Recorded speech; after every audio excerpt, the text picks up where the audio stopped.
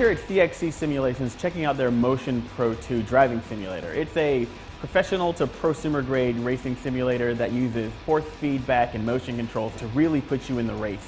Our background is training, so we are always looking for tools on the simulator to make it more realistic for people. And in real life, so much of racing is about judging how fast you're going, how close something is to you, and judging it quickly and naturally. The setup is basically what you see here. We've got a big base at the bottom that has all of your audio inputs, the computer that's controlling the whole thing, and a lot of electronics. On top of it, you've got a racing seat. Because the system's modular, you can use pretty much any seat that you want. It's going to be controlled by these large heavy-duty actuators. They're very powerful, but also very precise, which gives you really good sort of rumbling around. And because most driving simulators sort of fall flat when trying to deliver things like steady-state G-forces, it also ties in a seatbelt tensioner. So when you really step on the brakes, you can feel it holding on to you all the way to a stop. It's got vibration motors in the back and bottom of the seats. There's also a vibration motor in the steering column and down in the pedals. Those are race car pedals with hydraulic brakes. It's very cool. The steering is also actuated with a heavy-duty force feedback motor. I can tell you it's really strong. After about an hour of driving, my arms are a little bit tired. Anytime we can take away the synthetic portions and make it much more natural, the quicker we can focus on the things that we're trying to do in the simulator, which is training.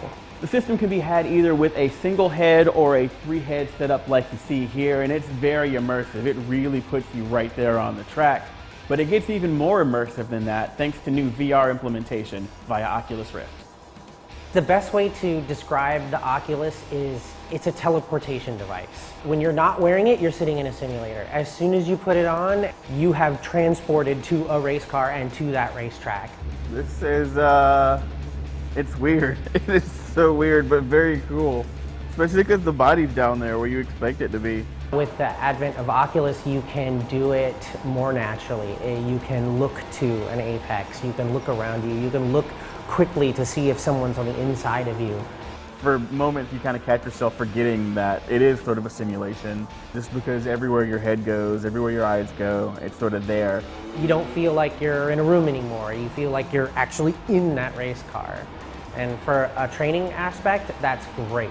The less you think you're in a synthetic device, the better. Okay. Finally didn't come in last.